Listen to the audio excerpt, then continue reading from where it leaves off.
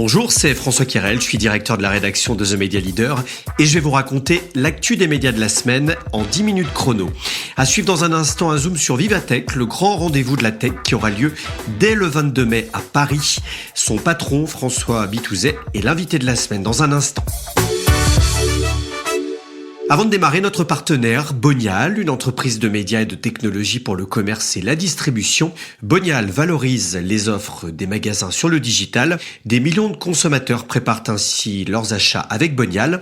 Créée en 2008, la société compte aujourd'hui plus de 350 talents dans ses bureaux situés à Berlin et à Paris.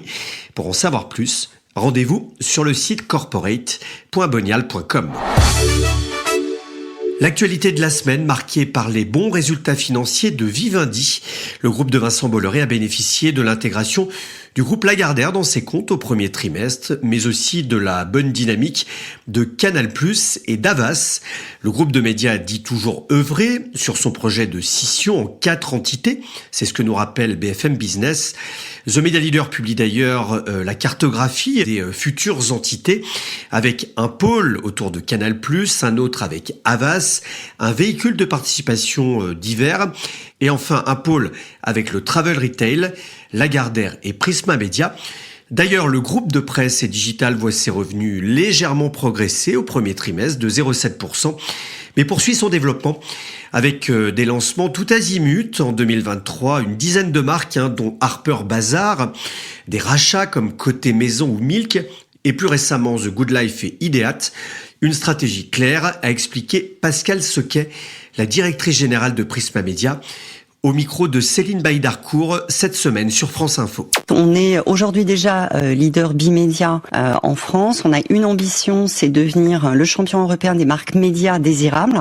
C'est quoi une marque média désirable ? Alors 2 axes. On développe le portefeuille en largeur, acquisition, lancement, refonte de marques historiques. Et puis on travaille aussi la transformation de nos actifs et nos modèles d'affaires sur les médias sociaux, sur le content to commerce et puis l'IA générative également sur laquelle on travaille.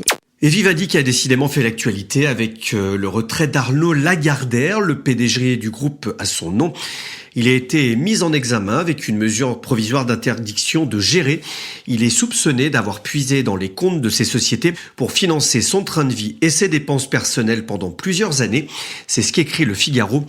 Jean-Christophe Thierry, également président du conseil de surveillance de Canal+, le remplace provisoirement en tant que PDG de Lagardère, Constance Benquet étant ses fonctions sur l'activité médias et radio. TF1 a dévoilé les premiers résultats de l'année, très attendus après le lancement de sa plateforme de streaming en janvier. 3 premiers mois convaincants pour le groupe TF1 en 2024, titre le film français. Porté par une croissance de son chiffre d'affaires publicitaire, une dynamique prometteuse de sa plateforme TF1+. Le groupe enregistre des résultats donc supérieurs au consensus des analystes. Le lancement de TF1+ en janvier 2024 a été une réussite. C'est ce qu'indique le groupe qui relève un chiffre d'affaires en progression de 43,5% sur le digital à 29 millions d'euros et 35 millions de streamers en mars, dont 33 millions mensuels en moyenne au premier trimestre. C'est ce qu'indique la filiale de Bouygues, relevée dans The Media Leader. Spotify a reversé 253 millions d'euros à l'industrie musicale française en 2023. Ça hausse de 13% par rapport à l'année précédente. La plateforme de streaming musical est incontournable sur le marché de la musique. Sur 1 euro d'abonnement, Spotify reverse 70% aux ayants droit. C'est ce qu'a expliqué Antoine Monin, le patron français du géant suédois. Il était l'invité d'Edwige Chevrillon sur BFM Business. Ça veut dire qu'en fait, au fur et à mesure que les Français se convertissent au streaming musical, et notamment à Spotify, notre business model, c'est qu'on reverse 70% de tous nos revenus aux ayants droit de la musique. Donc mécaniquement, plus les Français se convertissent au streaming musical et à Spotify, plus nous reversons d'argent aux ayants droit de la musique. Et donc aux artistes français. Et voilà, aujourd'hui, c'est 253 millions d'euros. Et on a vu que le marché français était un petit peu à la traîne par rapport à d'autres marchés européens dans l'adoption du streaming. Donc nous, on est aujourd'hui heureux de voir que la croissance, que les revenus générés par Spotify pour les artistes français augmentent plus vite que le marché français.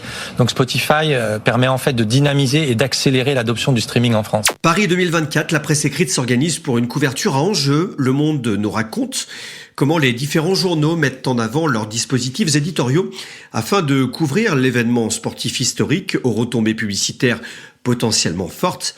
Le Parisien et l'équipe ont tenu des conférences de presse il y a quelques semaines pour mettre en avant leur dispositif, tandis que d'autres comme le Figaro, l'hebdomadaire féminin Elle ou encore 20 minutes rivalisent de communiquer, vantant leur couverture à l'approche de cet événement sportif planétaire. L'enjeu se joue autour des précieuses accréditations pour les Jeux, nous raconte Le Monde.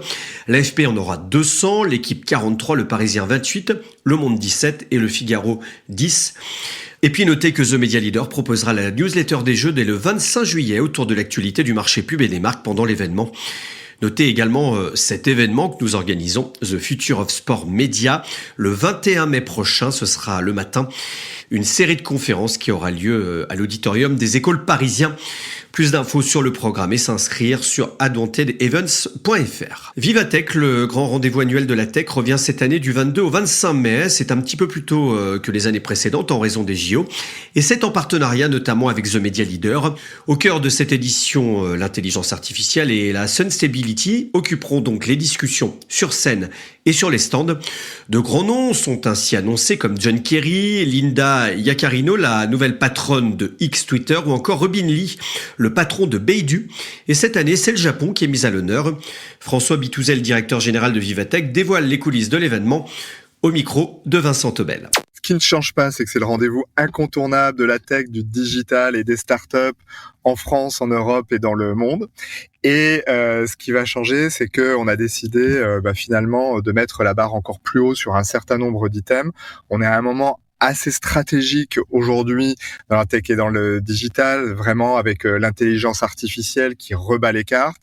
Et donc Vivatech 2024, ça va être l'endroit où on va pouvoir voir justement cette nouvelle donne, comment est-ce qu'elle se déploie, comment en tirer les opportunités, et c'est quoi finalement le nouveau paysage de la tech du digital, mais aussi son impact sur le business. Nos exposants vont venir à peu près de 120 pays.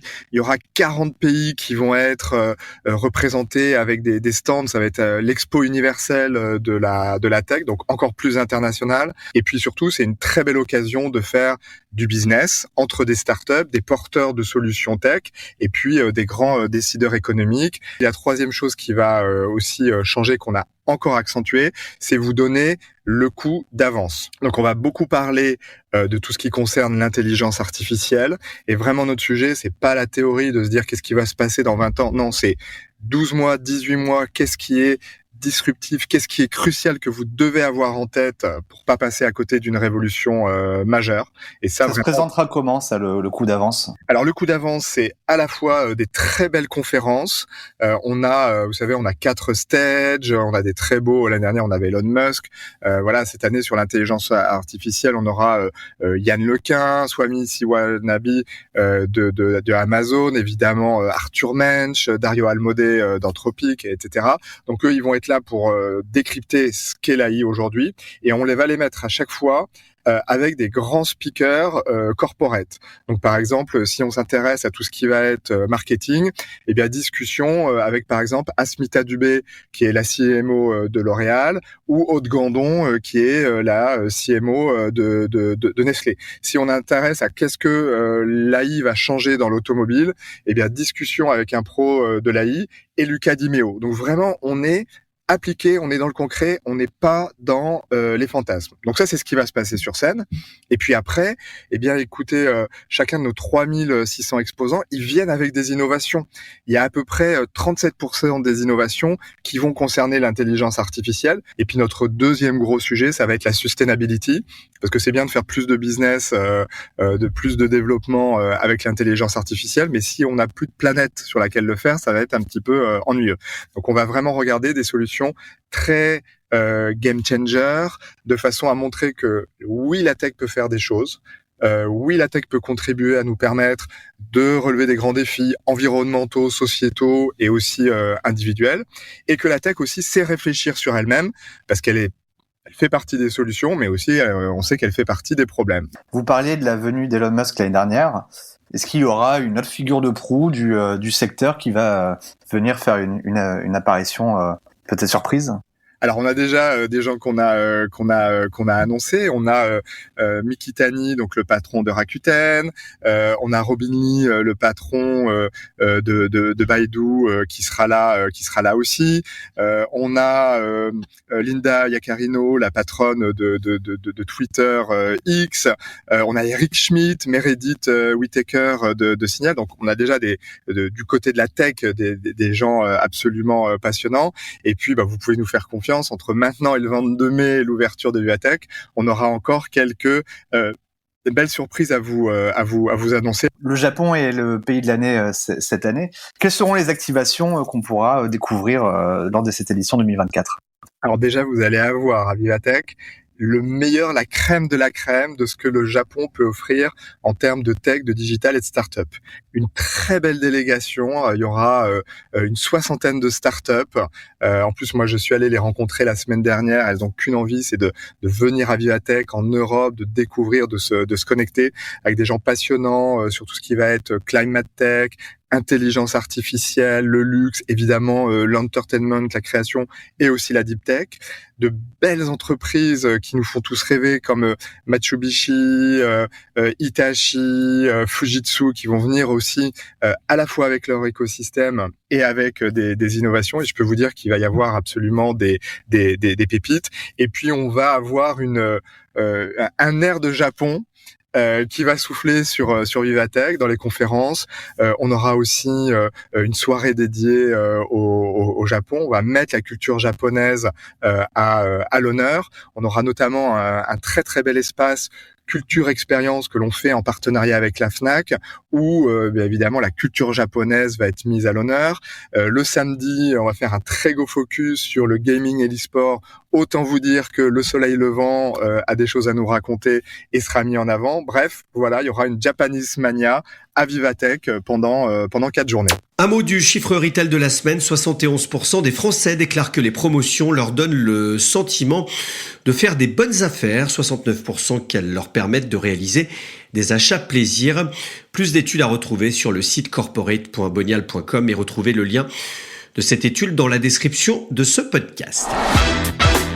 Voilà, c'est la fin de cet épisode. Merci de nous suivre chaque semaine. Petite pause pour le week-end prochain en raison du 8 mai et de l'Ascension.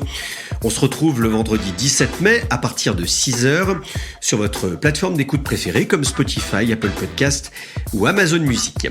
Cet épisode a été préparé par la rédaction de The Media Leader. Réalisation Romain Burja.